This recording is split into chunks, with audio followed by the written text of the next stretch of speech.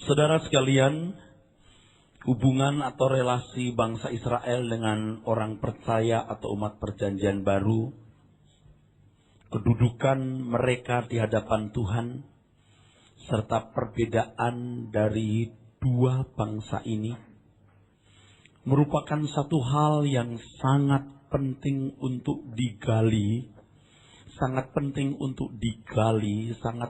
untuk dipelajari. Sebab ternyata hal ini sangat-sangat penting bagi pertumbuhan iman kita, bagi pemahaman kita terhadap kekristenan yang murni, yang sejati, yang orisinil. Oleh sebab itu kita harus memahaminya dengan tepat secara alkitabiah, akurat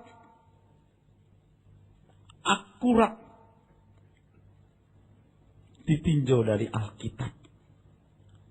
Ketidakmampuan kita memahami relasi kedua bangsa ini, ketidakmampuan kita memahami kedudukan mereka di hadapan Tuhan dan perbedaan di antara keduanya, sangat berpengaruh dalam kehidupan iman kita. Sangat berpengaruh. Dan hal ini akan saudara-saudara pahami nanti setelah mendengar terus pembahasan yang saya kemukakan. Apakah benar kemampuan kita memahami relasi kedua bangsa ini, kedudukan mereka di hadapan Tuhan, dan perbedaan di antara keduanya sangat berpengaruh dalam kehidupan iman kita. Dan ternyata kesalahan memahami hal ini memiliki dampak atau akibat yang benar-benar negatif. Yang pertama, mencampur adukkan ayat-ayat firman Tuhan yang khusus ditujukan untuk umat perjanjian lama dengan ayat-ayat yang khusus untuk umat perjanjian baru. Tentu sebagai akibatnya kesalahan tafsir yang sangat fatal. Mencampur adukkan ayat-ayat firman Tuhan termasuk janji-janji, perintah-perintah, hukum undang-undang yang khusus ditujukan untuk umat perjanjian lama dengan ayat-ayat yang memang khusus ditujukan untuk umat perjanjian baru. Janji-janji dan standar moral yang harus dikenakan umat perjanjian baru. Kalau tidak bisa membedakan ayat-ayat yang memang ditujukan untuk bangsa Israel dan ayat-ayat yang memang ditujukan untuk umat perjanjian baru, pasti salah tafsir. Dan kesalahannya pasti sangat fatal. Pasti sangat fatal. Nah, kefatalan ini nanti akan saudara mengerti kalau terus mengikuti penjabaran atau penjelasan saya. Dampak negatif yang kedua, karena tidak memahami relasi kedua bangsa ini, kedudukan mereka masing-masing di hadapan Tuhan dan perbedaan di antara keduanya, mengaburkan standar norma yang dikenakan bagi umat perjanjian baru. Mengaburkan standar norma yang dikenakan bagi umat perjanjian baru. Dan dampak negatif yang ketiga, dari ketidaksanggupan memahami relasi kedua bangsa ini, kedudukan mereka di hadapan Tuhan serta perbedaannya, merusak pola berpikir umat perjanjian baru sehingga mengacaukan tujuan hidup umat perjanjian baru. Mengacaukan tujuan hidup. Nah, bisa dibayangkan betapa fatalnya akibat daripada tidak memahami relasi kedua bangsa ini, kedudukan mereka masing-masing di hadapan Tuhan dan perbedaan di antara keduanya. Merusak pola berpikir umat perjanjian baru sehingga mengacaukan tujuan hidup umat perjanjian baru. Sehingga banyak umat perjanjian baru seperti pelari yang tidak mengerti garis finishnya. Seperti petinju yang sembarangan saja memukul. Nah, untuk menganalisa relasi kedua bangsa ini, kedudukan mereka masing-masing di hadapan Tuhan, serta perbedaan keduanya dibutuhkan kejujuran. Kejujuran. Ini standar untuk perjanjian lama. Ini standar untuk perjanjian baru. Ini standar untuk umat pilihan Allah. Dibutuhkan kejujuran. Tapi juga dibutuhkan kecerdasan dalam memahami isi Alkitab. Nah, kita sekarang belajar relasinya dulu, saudara. Relasi antara umat perjanjian lama dan umat perjanjian baru. Saudaraku sekalian, harus diakui bahwa orang percaya adalah kelanjutan sejarah umat pilihan Allah. Atau kelanjutan sejarah kerajaan Allah. Kelanjutan sejarah umat pilihan atau kelanjutan sejarah kerajaan Allah. Dan sejarah kerajaan Allah itu dimulai dari Abraham. Kejadian pasal 12. Sebab sejak pemilihan Abraham sebagai umat pilihan,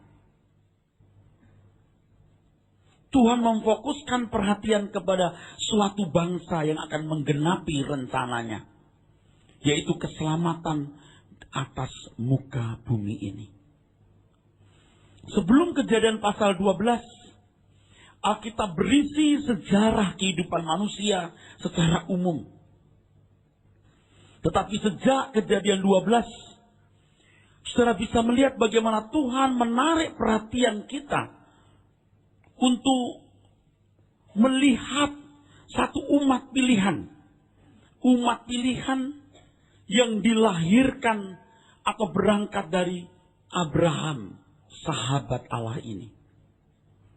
Pemanggilan Abraham merupakan tonggak sejarah. Mengawali perjalanan sejarah umat pilihan atau sejarah kerajaan Allah. Tuhan menyatakan bahwa daripadanya semua penduduk bumi ini akan diberkati. Semua kaum. Kalau dalam teks aslinya semua keluarga. Semua keluarga. Dan olehmu semua kaum. Semua keluarga. Di muka bumi akan mendapat berkat. Itu Kejadian 12 ayat yang ketiga, saudaraku. Berkat yang dimaksud Kejadian pasal 12 ayat yang ketiga ini tentu bukan berkat jasmani semata-mata. Sebab tidak semua orang Israel pun secara materi berlimpah. Bangsa Israel sendiri juga tidak berlimpah secara materi. Sebagai buktinya, bangsa Israel selama 430 tahun menjadi budak yang sangat tertindas di Mesir. Sekitar tahun 1440 sebelum Masehi. Kita bulatkan 1500 tahun sebelum Masehi. Sebelum Tuhan kita Yesus Kristus berinkarnasi menjadi manusia. Ketika mereka sudah dibawa Tuhan di tanah Kanaan, mereka mendiami tanah Kanaan hanya berkisar 600 sampai 700 tahun. Itu pun dalam kondisi jatuh bangun. Kadang-kadang dikuasai atau dijajah oleh bangsa lain. Banyak bangsa-bangsa di dunia selama ribuan tahun eksis. Ribuan tahun eksis. Dengan raja yang bergonta-ganti dalam satu dinasti. Tetapi bangsa Israel sendiri hanya berkisar 600 sampai 700 tahun. Dalam kondisi jatuh bangun, kadang-kadang dikuasai atau dijajah bangsa lain. Jadi sekitar kira-kira tahun 722 Masehi, Israel Selatan sudah runtuh, saudaraku. Dari tahun 1440 Masehi atau 1500 tahun sebelum Masehi keluar dari Mesir ke Kanaan. Tahun 700 sudah diobrak-abrik. Itu Israel Utara. Kalau Israel Selatan sekitar tahun 596 Masehi atau dibulatkan 600. Tahun 600 sebelum Masehi. Sudah jatuh ke tangan Babel. Dari tahun 600 sebelum Masehi sampai tahun Masehi. Mereka selalu dikuasai bangsa lain. Jatuh ke tangan bangsa Mesir. Lalu Syria dan Yunani. Oleh Alexander the Great Sampai akhir abad 1 sebelum Masehi, sekitar tahun 60. Roma sudah menguasai Palestina. Keadaan yang paling tragis adalah sejak tahun 70. Ketika Jenderal Titus mengobrak-abrik Yerusalem, merubuhkan temboknya, menghancurkan bait Allahnya. Sejak tahun itu bangsa Israel dicerai-beraikan. Dalam istilah sejarah gereja atau teologi diaspora. Sampai tahun 1948 orang Israel tidak memiliki tanah air. Mereka tercerai-berai ke seluruh dunia. Saudara bisa melihat perjalanan sejarah ini. Puncak penderitaan bangsa Israel itu tahun 1939 sampai 1945. Kira-kira 7 tahun. Yaitu pada waktu Perang Dunia Kedua. Bangsa Israel ini, orang Yahudi, dibantai oleh Hitler. Sehingga 6 juta orang Yahudi di Eropa mati secara keji. 7 tahun. Saudaraku, jadi berkat dalam Kejadian 12 ayat yang ketiga tidak boleh diartikan materi semata-mata. Bahkan kalau saya boleh menyampaikan, jangan dikaitkan dengan materi. Sebab ini akan mendistorsi berkat utama yang Tuhan janjikan lewat Abraham. Tidak boleh diartikan secara materi. Sebab ternyata hari ini pun tidak semua orang Kristen juga berlimpah secara materi. Berkat yang dimaksud adalah keselamatan dalam Yesus Kristus.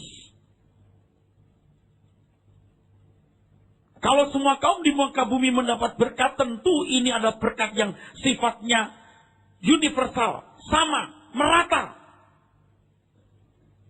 Nggak mungkin bersenjang. Tidak mungkin.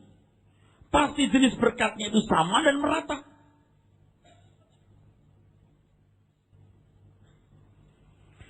Berkat tersebut adalah keselamatan dalam Yesus Kristus supaya manusia memperoleh pengharapan tinggal dalam kerajaan Tuhan. Makanya Tuhan sendiri juga tidak membuat orang Israel betah di tanah Kanaan.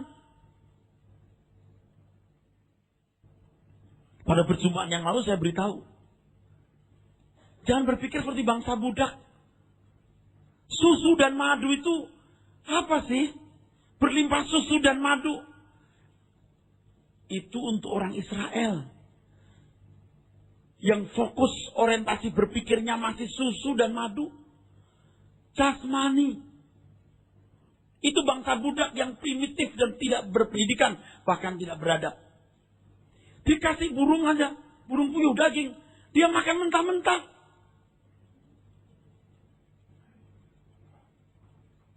Mereka harus mengenal Allahnya lewat kosong yang terbelah. Kalau kita tidak perlu. Dahsyat ya laut kosong terbelah. Kita tidak heran. Ya Tuhan yang menciptakan langit dan bumi membelah kosong.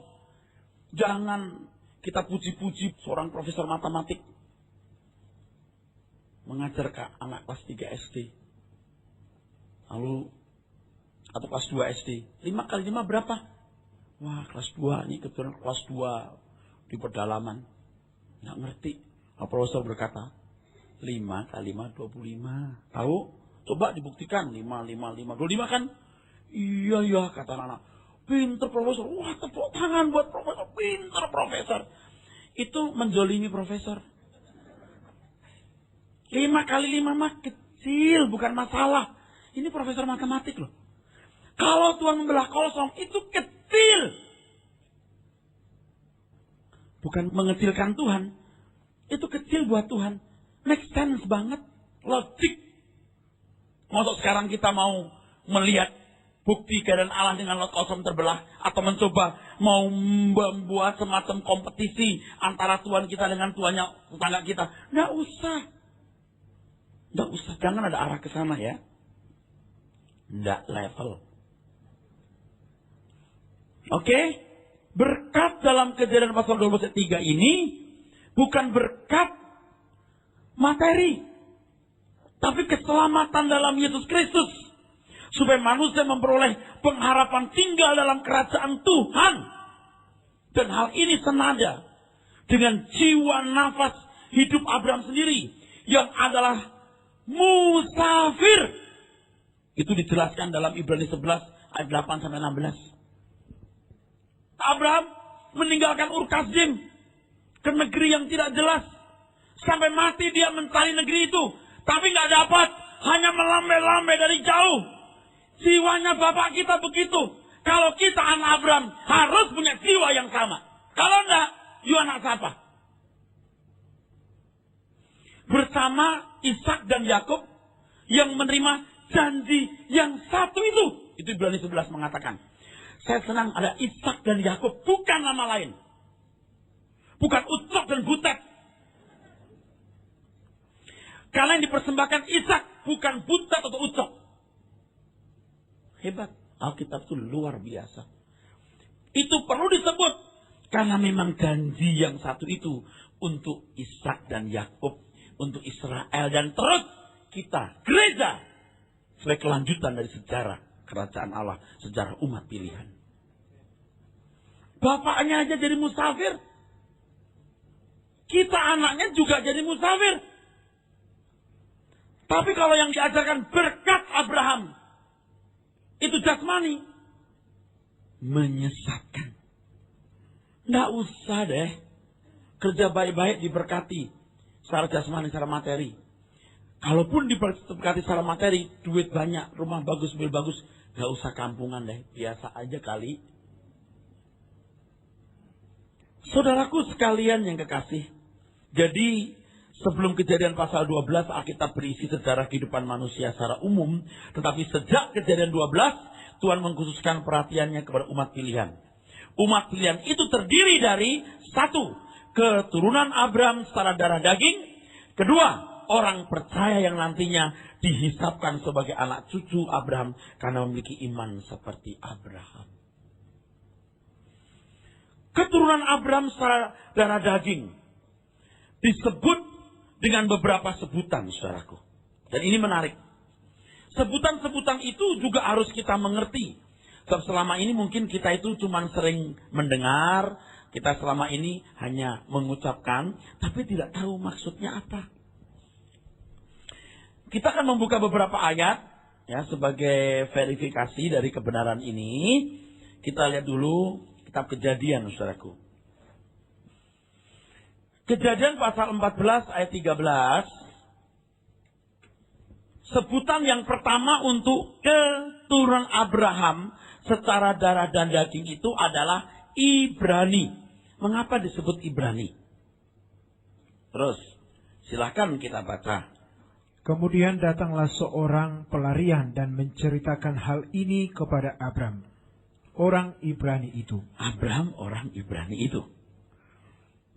Yang tinggal dekat pohon-pohon terbantin kepunyaan Mamre, orang Amori itu, saudara Eskol dan Aner, yakni teman-teman sekutu Abraham.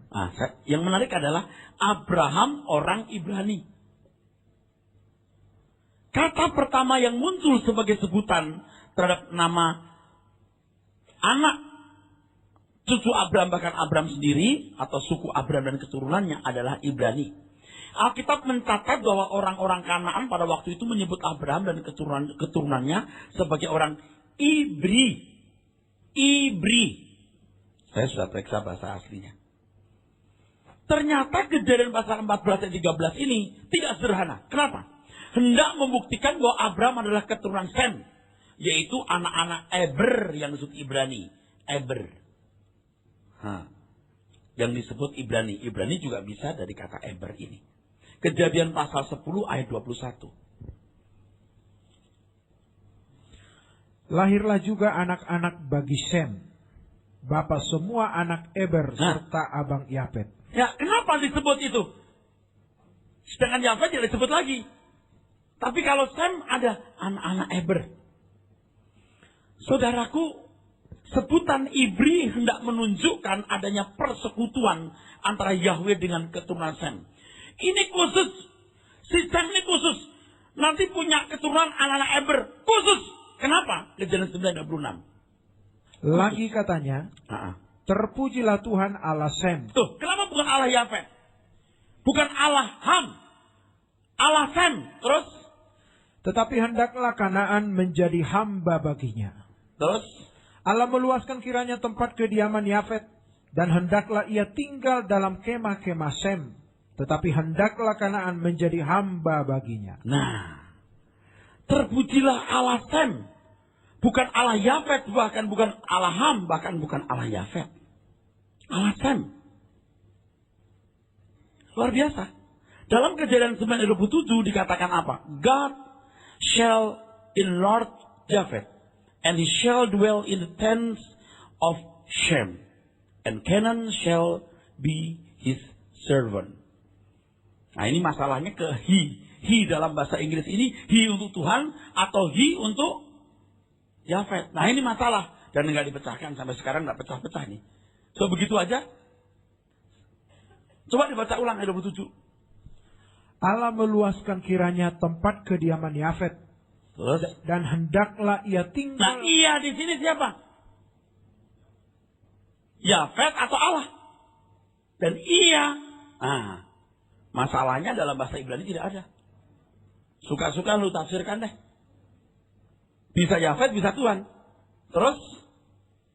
Ia tinggal dalam kemah-kemah Sem. Ya. Tetapi hendaklah Kanaan menjadi hamba baginya. Masalahnya hi dalam kata ini, ia dalam kalimat ini hendak menuju Tuhan atau Yafet. Ini merupakan pertanyaan yang belum terpecahkan dan mungkin tidak perlu kita paksa memecahkannya. Tetapi bisa kemungkinan berdasarkan dengan kalimat terpujilah Allah Sem tadi, hi ini bisa Tuhan. Hal ini bisa menunjukkan kehadiran Tuhan pada keturunan Sem, khususnya anak-anak Abraham. Hal ini menunjukkan bahwa keturunan Sem sangat spesial bagi Tuhan. Sem, anak Eber, Abraham, Ibrani, kamu khusus.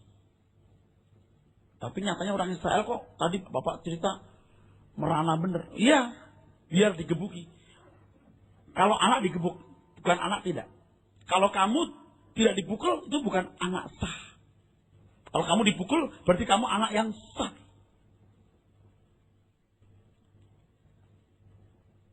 Sebab Israel dipukul itu Tuhan memberikan pelajaran untuk Israel. Juga kata Alkitab, semua ditulis untuk memberi pelajaran buat kamu. Waduh, hebat. Itu Israel jadi kelinci percobaan.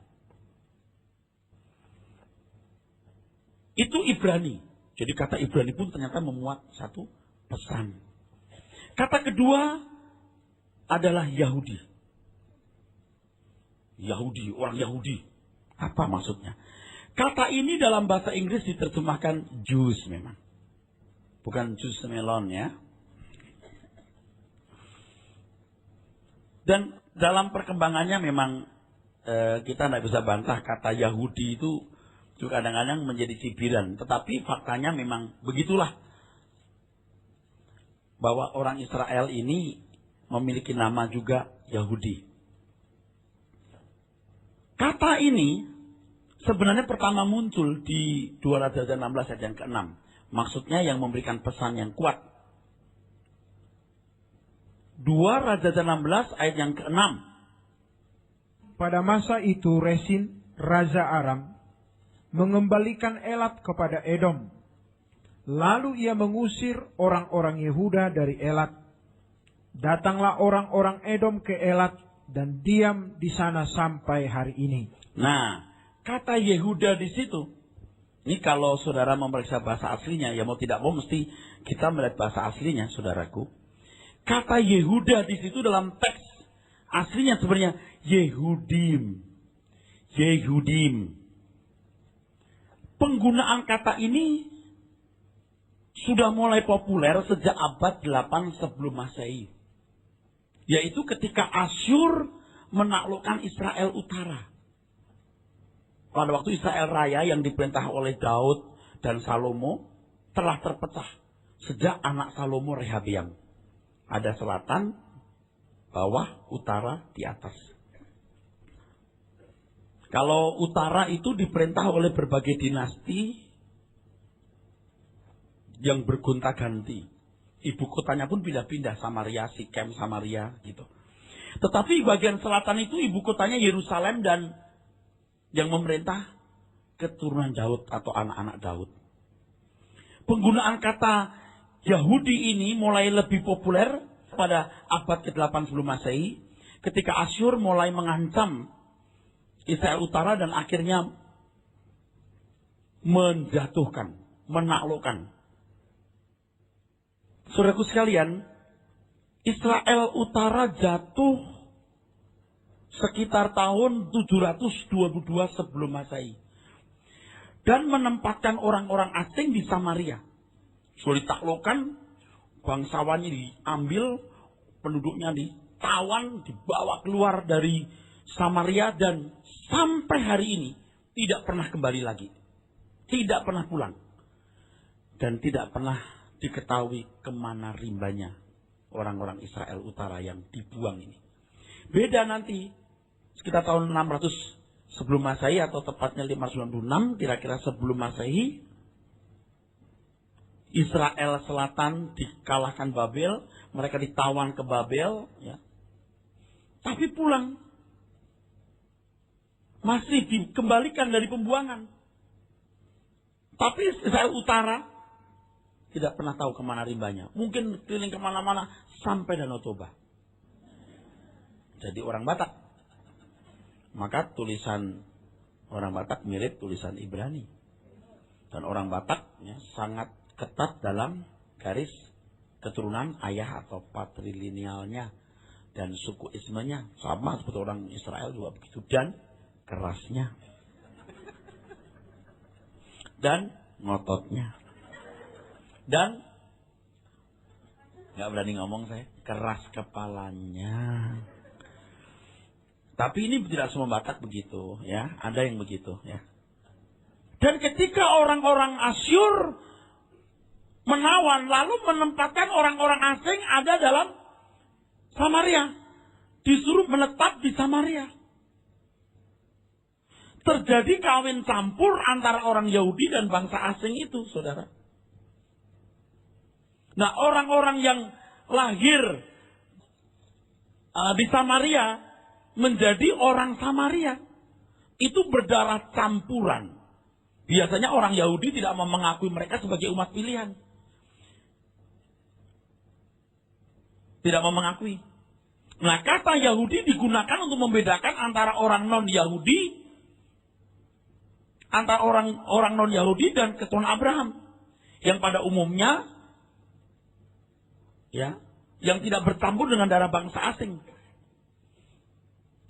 Nah, tadi saya lupa mengatakan kalau yang Israel Utara itu berganti-ganti dinasti ya. Kalau selatan itu dinasti Daud. Daud dari suku Yehuda. Yahudi. Untuk membedakan antara orang Israel murni dan Israel yang campuran, ini Yehuda. Itu Samaria, Yahudi. Jadi anak-anak yang lahir dari kawin campur ini, saudaraku sekalian, tidak diakui. Nah, kata Yahudi digunakan untuk membedakan antara orang non-Yahudi dan keturunan Abraham pada umumnya, yaitu keturunan Abraham yang tidak tercampur dengan darah bangsa asing, khususnya yang menetap di Yehuda, Israel Selatan. Nah, memasuki zaman perjanjian baru, kata Yahudi sudah biasa dipakai untuk menunjukkan keturunan Abraham. Lebih populer lagi memasuki zaman penggenapan Yahudi. Nah, kata ketiga untuk menunjukkan keturunan Abraham adalah Israel. Kata ini berasal dari dua kata, Yisra dan El. El Elohim artinya Tuhan, dan Yisra berarti bergumul. Dari kata Sarah sebenarnya, bergumul. Jadi Israel berarti Allah bergumul. Ya, ini ada ceritanya. Nama baru yang diberikan Tuhan kepada Yakub yang bergumul dengan Tuhan di Peniel. Kejadian pasal yang ke-32. Ya, saudara akan menemukan kisah ini, saudaraku sekalian. Kejadian 32 ayat 28. Ada nama itu. Nama ini sekarang lebih populer tentunya dari nama-nama lain, sebab nama ini menjadi nama negara orang-orang Yahudi yang merdeka dan berhasil didirikan pada tanggal 14 Mei 1948. 3,5 tahun setelah Perang Dunia Kedua usai. Angkanya model 7, 3,5. Lihat aja. Apa itu kebetulan? Terserah saudara bilang kebetulan atau tidak. Tapi itu luar biasa. Silakan dibaca. Lalu kata orang itu, namamu tidak akan disebutkan lagi Yakub, tetapi Israel, sebab engkau telah bergumul melawan Allah dan manusia, dan engkau menang. Ya. Saudaraku sekalian, menarik sekali bukan? Ternyata luar biasa. Nama ini sekarang menjadi lebih populer sebagai nama negara Israel. Bukan negara Yahudi. Bukan negara Ibrani, tapi Israel. Dan saya percaya ini tidak kebetulan. Tuhan pilih nama ini, Israel. Ini paling tepat nih. Sebab orang Yahudi harus bergumul sampai Tuhan datang kembali. Kenapa gua nggak pakai nama Ibrani? Kenapa nggak pakai nama Yahudi? Sebab Israel tidak pernah berhenti bergumul. Itu tafsiran Pak Yaras, emang. Yang terakhir ini tafsiran saya sendiri. Tapi make sense. Saudara mau ikut saya, nggak ikut terserah. Kayaknya make sense. Kenapa Tuhan memilih nama Israel dan mempopulerkannya? Sebab Israel tidak pernah berhenti. Dan kalau saudara melihat sejarah dunia sejak awal abad 20, Israel itu, Palestina itu, bisul dunia. Bisul. Mana ada keributan yang gak pernah henti, yang bisa ikut merusak ketentraman dunia. Israel. Korea Selatan, Korea Utara, ya. Tapi baru berapa tahun sih? Tapi kalau Israel, Palestina, sejak akhir abad 19, awal abad 20. Dan sampai hari ini. Saya senang membaca buku mengenai Israel. Waduh, luar biasa. Wah, luar biasa, saudara. Luar biasa pokoknya. Nah, saudaraku. Jadi, nama Israel menjadi nama negara ketika orang-orang Yahudi, orang-orang Ibrani ini merdeka dan berhasil mendirikan negaranya pada tanggal 14 Mei 1948. Yaitu 3,5 tahun kira-kira setelah Perang Dunia Kedua usai.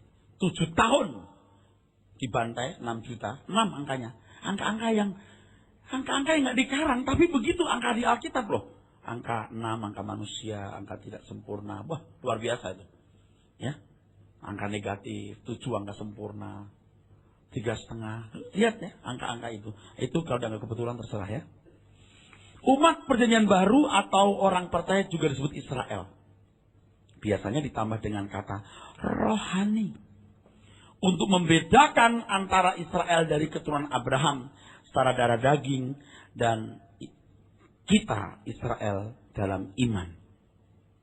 Nah, ada beberapa ayat yang kita akan baca sebagai verifikasinya. Cuman tentu kita tidak bisa mendalami kata per kata, tapi cukup akan memberikan landasan berpikir kita. Galatia 6, 15, 16 kita baca, saudaraku. Sebab bersunat atau tidak bersunat tidak ada artinya, tetapi menjadi ciptaan baru itulah yang ada artinya. Dan semua orang yang memberi dirinya dipimpin oleh patokan ini, terus turunlah kiranya damai sejahtera dan rahmat atas mereka dan atas Israel milik Allah. Jelas? Israel milik Allah. Ya, di sini nggak disebut rohani, ya memang Israel. Kita tuh Israel. Sebabnya kalau seandainya nggak ditambah rohani pun nggak apa-apa. Nah itu bedanya gimana Pak? Bedanya itu abang yang bandel, kita nggak bandel. Ya. Anak 2 sulung sama bungsu. Yang sulung itu kan menggambarkan Israel. Rasa tidak salah. Tidak bertobat. Sampai akhirnya tidak masuk rumah bapaknya. Tapi si bungsu bertobat. Oke. Kita baca Efesus. Masih di halaman yang sama kalau di Alkitab saya. Efesus 2 ayat 11. Kita mulai sampai ayat 14. Karena itu ingatlah bahwa dahulu kamu sebagai orang-orang bukan Yahudi menurut daging, yang disebut orang-orang tak bersunat oleh mereka yang menamakan dirinya sunat, yaitu sunat lahiriah yang dikerjakan oleh tangan manusia. Bahwa waktu itu kamu tanpa Kristus, tidak termasuk kewargaan Israel, dan tidak mendapat bagian dalam ketentuan-ketentuan yang dijanjikan. Ya, terus? Tanpa pengharapan dan tanpa Allah di dalam dunia. Tetapi sekarang di dalam Kristus Yesus, kamu yang dahulu jauh sudah menjadi dekat oleh darah Kristus. Karena dialah damai sejahtera kita yang telah mempersatukan kedua pihak dan yang telah merubuhkan tembok pemisah, yaitu perseteruan. Sebab dengan matinya sebagai manusia, ia telah membatalkan hukum Taurat dengan segala perintah dan ketentuannya. Haleluya, cukup. Sebenarnya orang Kristen, orang percaya itu umat Israel. Hanya karena secara politis kita berhadapan dengan kelompok orang yang anti-Israel. Israel dianggap Zionisme. Zion itu, Sion itu. Itu menuju kota Yerusalem. Itu kelompok komunitas orang-orang Yahudi yang memaksa mendiami tanah Palestina yang juga diakui sebagai milik bangsa non-Yahudi. Karena secara politis ini bisa berbahaya, sehingga kita tidak berani mengatakan kita orang Israel. Orang Kristen. Kristen, kita bukan orang Israel. Saudara itu orang Israel. Saya ini orang Israel. Bahaya, Pak. Ya bahaya, enggak bahaya kita berkata begitu. Saudara dari segala suku ini, setelah beriman kepada Yesus, itu jadi orang Israel. Karena takut secara politis disamakan dengan Israel Zionis, ditambahin Israel rohani. Padahal di Alkitab nggak ada itu. Dipaksakan harus pakai rohani, enggak. Ya memang Israel rohani. Tapi artinya apa sih mesti rohani? Bedanya apa? Oke. Nanti kita akan belajar terus, saudaraku ya. Sekarang saya mau tegaskan bahwa saudara itu orang Israel.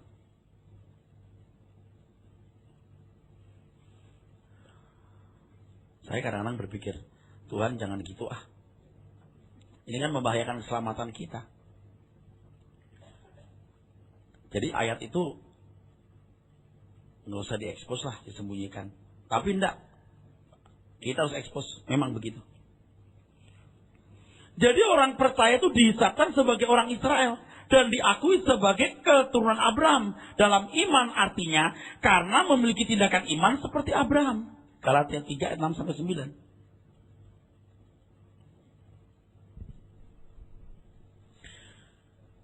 Secara itu jugalah Abraham percaya kepada Allah.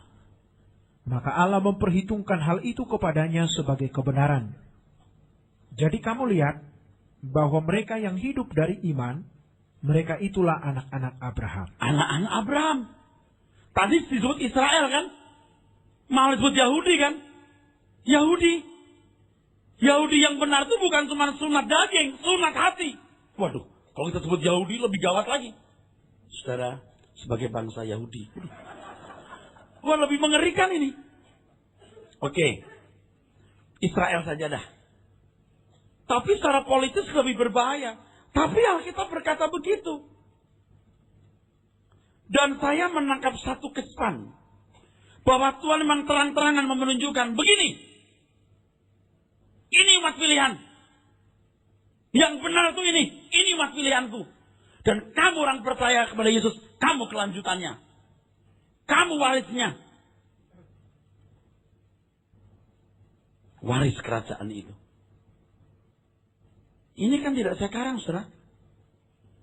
Jadi sebenarnya orang percaya adalah perpanjangan dari bangsa Israel. Saya nggak tambahin secara jasmani ya. Bangsa Israel. Tapi nanti keagungan antara si koko, kakak, abang dengan adik beda. Keagungan si adik dahsyat karena memasang kemuliaan Allah. Kalau kokonya susu dan madu. Sekarang adiknya ikut goblok. Ikut-ikut ngurusin susu dan madu. Nah, ngawur nggak? Ngawur. Nggak ngerti kebenaran. Tapi di dunia sekarang lebih suka susu dan madu. Akhirnya diketemu madu dan racun. Jadi sebenarnya orang percaya adalah perpanjangan dari bangsa Israel secara jasmani. Secara jasmani saya sebutlah. Dalam hal ini harus diingat bahwa orang-orang percaya pertama yang menjadi fondasi Kristen adalah orang-orang Yahudi. Ibarat keluarga, mereka mengkokoh kita. Kokoh kita kakak. Dalam keluarga Kristen, komunitas Kristen, orang Yahudi kakak kita. Sebab fondasinya orang-orang Yahudi. Secara keseluruhan, orang Yahudi memang kakak kita. Umat pilihan Allah yang memulai sejarah kerajaan Allah. Nah, kalau kita sempitkan lagi, saudaraku sekalian, kita sempitkan lagi, saudara sekalian, dalam keluarga orang Kristen, orang percaya, orang Yahudi yang memulai. Petrus, Yohanes, orang Yahudi. Memang kakak kita, abang kita. Dan mereka menjadi soko guru, menjadi pilar, jadi fondasi gereja. Jadi nggak bisa dibantah bahwa fondasi gereja mula-mula bukan orang Manado. Bukan orang Barat. Apalagi orang Wonogiri. Orang Yahudi. Tapi secara keseluruhan keluarga besar, ibarat keluarga orang Yahudi adalah kakak tua atau abang orang percaya. Sayang sekali kakak yang tua tidak bertobat, tapi adiknya yang bertobat. Akhirnya yang bungsu masuk rumah, sedangkan kakaknya tetap tinggal di luar. Dan di Yohanes pasal 8 kan Tuhan berkata, kamu ngaku anak Abraham, kau masih di luar kamu. Begitu. Karena tidak bertobat. Karena tidak menerima Yesus sebagai Tuhan dan Juru Selamat, saudaraku.